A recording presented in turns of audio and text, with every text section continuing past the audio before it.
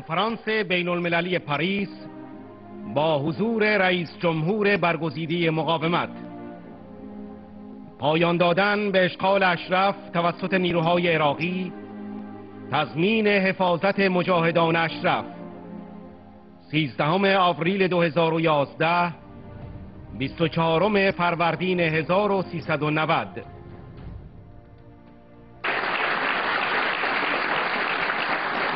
Madame la Présidente, Monsieur le Président de séance, collègues distingués, Mesdames et Messieurs, c'est avec une grande amertume que je prends aujourd'hui la parole devant vous. Car ces 34 morts, je suis persuadé qu'on aurait pu les éviter. Et je vais vous donner, après avoir entendu des interventions très engagées et très justes dans leurs propos, quelques éléments pour que vous jugiez vous-même pourquoi on aurait pu empêcher ces morts-là. C'était un meurtre annoncé. Depuis un an, la population d'Ashraf est soumise au bombardement acoustique, à une torture mentale que j'avais prévenu le responsable des Nations Unies comme étant adressé à affaiblir la capacité de résistance face à une attaque qui allait venir. Au mois de février, il y a eu déjà une amorce d'attaque physique. Mais figurez-vous que jeudi dernier, à 7h45, heure de Paris, mon téléphone sonne. De l'autre côté du fil, ce sont les Nations Unies à Bagdad qui me disent des blindés sont en train d'entrer à Ashraf par le nord, le sud, l'est et l'ouest.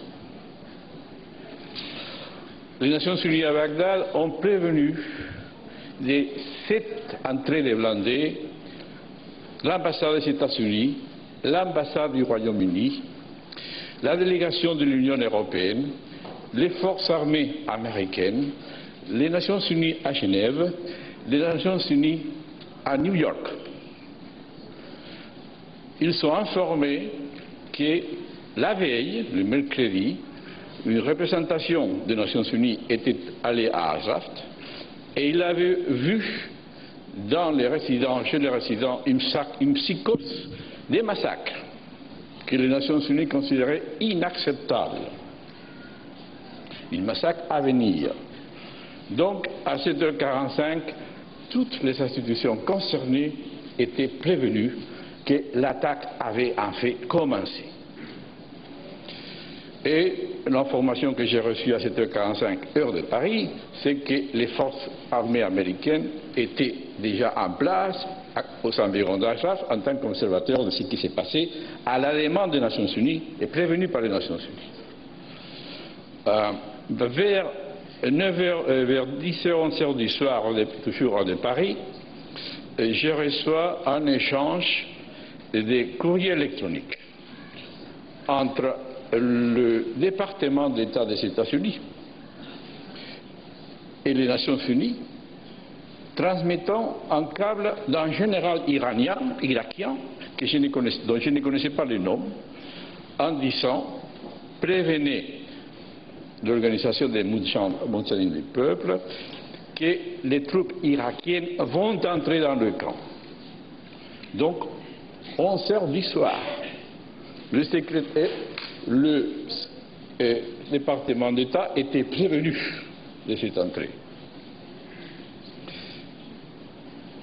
Le représentant des Nations Unies me dit « Je préviens tout le monde ». Il rappelle encore, secrétariat d'État, ambassade des États-Unis, ambassade du Royaume-Uni, délégation de l'Union européenne, Nations Unies siège à Genève, Nations Unies siège aux Nations Unies.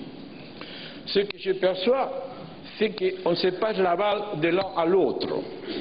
Chacun regarde à l'autre pour faire quelque chose. Les Nations Unies, elles seules, par ces moyens, ne peuvent pas empêcher ce qui va être un massacre. Alors, ce que j'ai senti, c'est que les Nations Unies, les représentants des Nations Unies s'adressaient surtout au département d'État.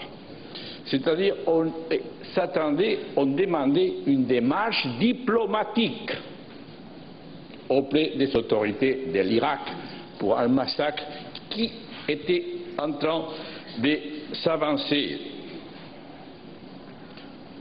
À 7 heures du matin, le vendredi, heure de Paris, l'information que j'ai reçue toujours des Nations Unies, c'était il y a déjà 12 morts. Vers 9 heures du soir d'hier, les forces américaines se sont retirées d'Ashraf. Donc, à peu près, à l'heure où le général irakien annonçait qu'il allait entrer dans Ashraf, il l'annonçait au State Department, les forces américaines se retiraient d'Ashraf. Moi, en tant que juriste, je dois dire, et le cadre légal de ces faits-là, c'est la Convention de Genève, qu'ils ont reçus, n'est-ce pas?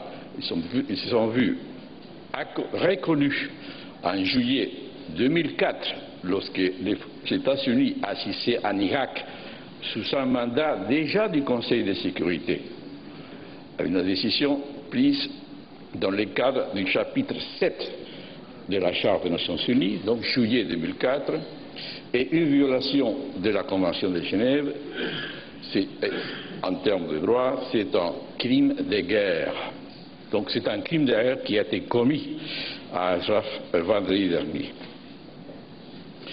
Responsabilité directe, je crois qu'elles sont assez faciles à décerner. Je n'ai pas seulement des responsabilités directes, je laisserai à d'autres chercher pour des responsabilités indirectes. Et je dois vous dire que ces responsabilités directes, elles sont déjà assez avancées. Quelques jours avant, il y a une Cour de justice au monde qui a accepté de faire ouvrir une recherche sur les faits qui succèdent à Ashraf depuis la première attaque en juillet 2009. Elle applique la Convention de Genève en conformité avec les engagements internationaux en signant cette convention par l'État espagnol. Elle applique également les principes du traité de Rome qui a créé la Cour pénale internationale, d'après lesquels toutes les cours d'État, n'est-ce pas, se trouvent dans une position de complémentarité par rapport à ce qui est la responsabilité de la Cour pénale internationale pour poursuivre les crimes de guerre parmi d'autres crimes. Et c'est dans cette perspective et dans ce contexte légal qu'en mars dernier, la Cour espagnole a accepté d'élargir la plainte criminelle pour des responsabilités dans les faits à Ashraf, violation, donc crime de guerre, au seuil même du bureau du Premier ministre de l'Irak. Ce sont les plus hauts responsables du comité pour la fermeture de Ashraf, qui sont sous la directe autorité du Premier ministre de l'Irak, et ces personnes ont accepté leur inculpation. C'était en mars dernier. Avec les événements de la semaine dernière, c'est bien entendu le général qui commandait ces troupes qui va se voir inculpé pour sa complicité ou sa responsabilité avec les crimes de guerre qui a eu lieu, mais c'est également le Premier ministre de l'Irak. Il est protégé par l'immunité. Cette immunité d'être Premier ministre acting, n'est-ce pas, en fonction. Et nous sommes des chambres de droit et nous le respectons, cette immunité. Mais cette immunité va avoir une date limite, le jour où il ne sera plus Premier ministre. Et à ce moment-là, il devra répondre de ce qu'il a fait, de ce qu'il a ordonné et ce qu'il n'a pas fait pour éviter le massacre.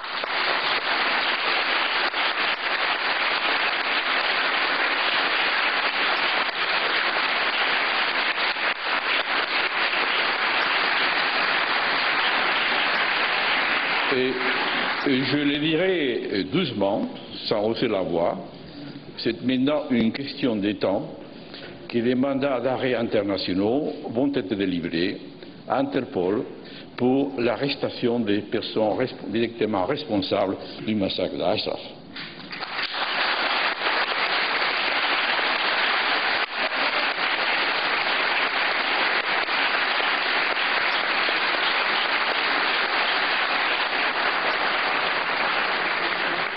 ces mandats-là, bien entendu, seront disséminés par Interpol dans tous les pays du monde et on aura l'opportunité de voir à ce moment-là les besoins, la nécessité, encore une fois, de coopération internationale pour faire respecter l'application de la loi aux responsables de cette nature. Ashraf, bien entendu, c'est le centre de cette réunion et les morts sont notre premier souci. Rendre justice, c'est également notre première inquiétude. Mais Ashraf n'est pas un fait isolé. Et si on l'analyse dans son contexte, toutes les forces qui sont en train d'agir autour de ces massacres, on peut élargir le cercle.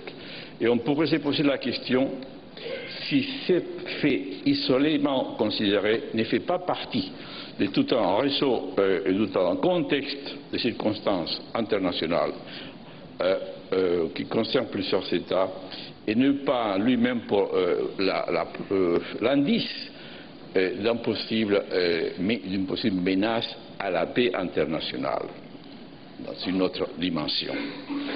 Si cette réflexion, bien entendu, au point de vue des ressources légales pour y faire face, nous ferait regarder vers le Conseil de sécurité. Je crois qu'il faut commencer à réfléchir là-dessus et peut-être agir à temps afin d'éviter de nouveaux massacres à Ashraf et dans une autre dimension dans d'autres pays de la région. Merci.